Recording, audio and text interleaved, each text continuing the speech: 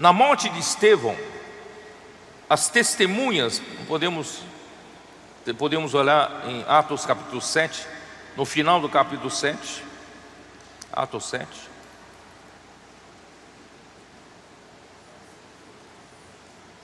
No finalzinho, versículo 58 diz: e lançaram Estevão fora da cidade e o apedrejaram. As testemunhas deixaram as suas vestes aos pés de um jovem chamado Saulo. Então, capítulo 8, a primeira frase: e Saulo consentia na sua morte.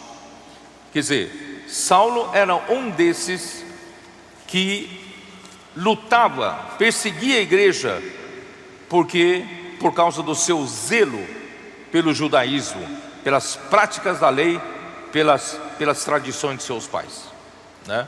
Então Paulo mesmo em Atos 22, ele faz rapidamente o seu currículo. 22, Atos 22, versículos 3 e 4. Ele fala assim: eu sou judeu, nasci em Tarso, da Cilícia, mas criei-me nesta cidade. Que cidade é aqui? Ele foi criado em que cidade? Jerusalém. Ele nasceu em Tarso, mas ele foi criado em Jerusalém. E aqui foi instruído aos pés de Gamaliel, segundo a exatidão da lei de nossos antepassados, sendo zeloso para com Deus, assim como todos vós o sois no dia de hoje. Persegui este caminho até a morte, prendendo e metendo em cárcere homens e mulheres, de que são testemunhas o sumo sacerdote e todos os anciãos. Destes recebi cartas para os irmãos e ia para Damasco, no propósito de trazer manietados para Jerusalém os que também lá estivessem, para serem punidos. Esse era o currículo de Paulo. E também diante do rei Agripa, em Atos 26, ele também expõe quem ele era. 26, versículo 4. Quanto à minha vida, desde a minha mocidade, como decorreu desde o princípio entre o meu povo e em Jerusalém, todos os judeus a conhecem. Todos os judeus conhecem, né, a minha vida. Pois na verdade eu era conhecimento deles desde o princípio. Se assim o quisessem testemunhar, porque vivi fariseu conforme a seita mais severa da nossa religião. E agora estou sendo julgado por causa da esperança da promessa que por Deus foi feita a nossos pais, a qual as nossas 12 tribos, servindo a Deus fervorosamente de noite e dia, almejam alcançar. Eles almejam alcançar o quê? Almejam alcançar a promessa. Deus lhe deu a promessa. Ó rei, no tocante a esta esperança da promessa, ó rei, é que eu sou acusado pelos judeus. Então, na verdade, porque se julga incrível entre vós que Deus ressuscite os mortos, na verdade a mim me parecia que muitas coisas devia eu praticar contra o nome de Jesus, o Nazareno. E assim procedi em Jerusalém, havendo eu recebido autorização dos principais sacerdotes, encerrei muito dos santos nas prisões, e contra estes dava o meu voto quando os matavam. Muitas vezes os castiguei por todas as sinagogas, obrigando-os até a blasfemar. E demasiadamente enfurecido contra eles, mesmo por cidades estranhas, os perseguia.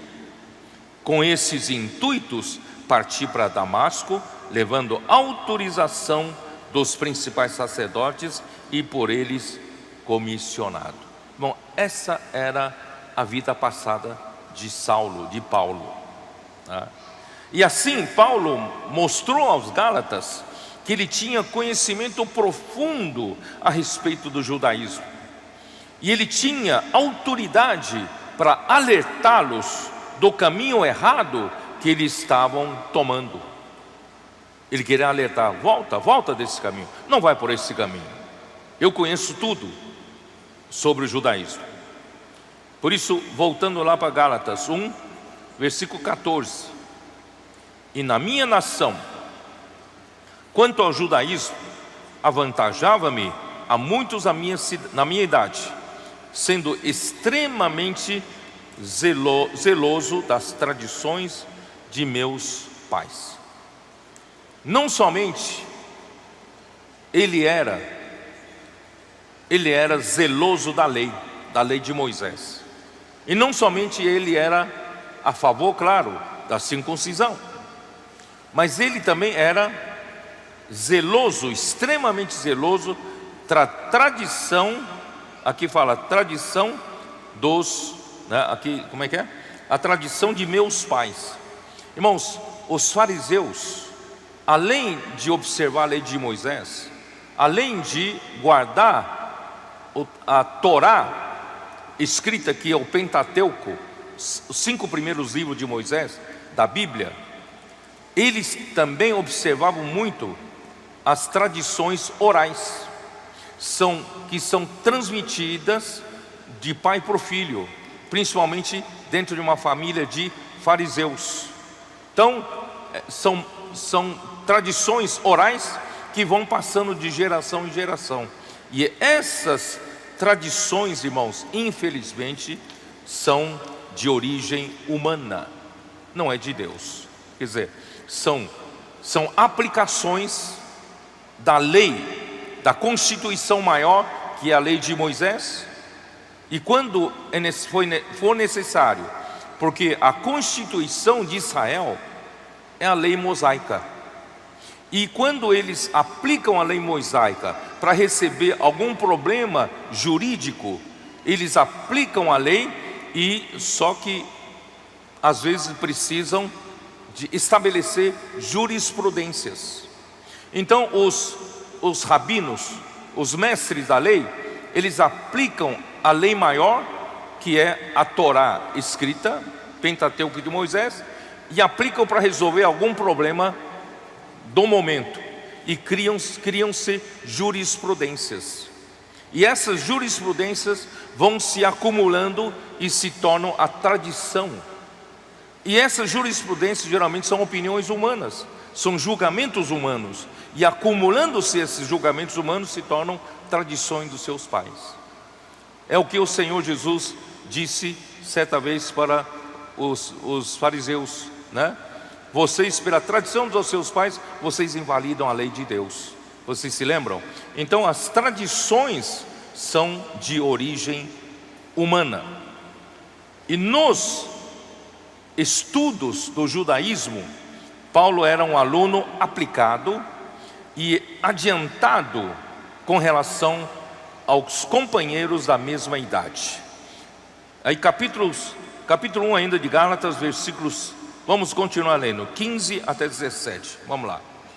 Quando, porém, ao que me separou antes de eu nascer e me chamou pela sua graça, aprouve revelar seu Filho em mim, para que eu o pregasse entre os gentios, sem detença. Não consultei carne e sangue, nem subi a Jerusalém para os que já eram apóstolos antes de mim, mas parti para as regiões da Arábia e voltei outra vez para Damasco. Irmãos, em Salmo 139 mostra que o Senhor nos conhece profundamente. 139, versículo 13: pois tu formaste o meu interior, tu me teceste no seio de minha mãe. Graças te dou, visto que por modo assombrosamente maravilhoso me formaste. As tuas obras são admiráveis, e a minha alma o sabe muito bem. Os meus ossos não te foram encobertos, quando no oculto fui formado, entretecido como nas profundezas da terra? Os teus olhos me viram, a substância ainda informe, e no teu livro foram escritos todos os meus dias, cada um deles escrito e determinado, quando nenhum deles havia ainda. Então, irmãos, Paulo, ele testifica que, embora ele estivesse profundamente mergulhado no judaísmo, perseguindo ao próprio Senhor, perseguindo a igreja de Deus, mas Deus já havia separado Paulo antes dele nascer e chamou Paulo pela sua graça. Irmãos, o fato de você estar sentado aqui é porque o Senhor te conheceu antes de você ser formado no ventre da sua mãe.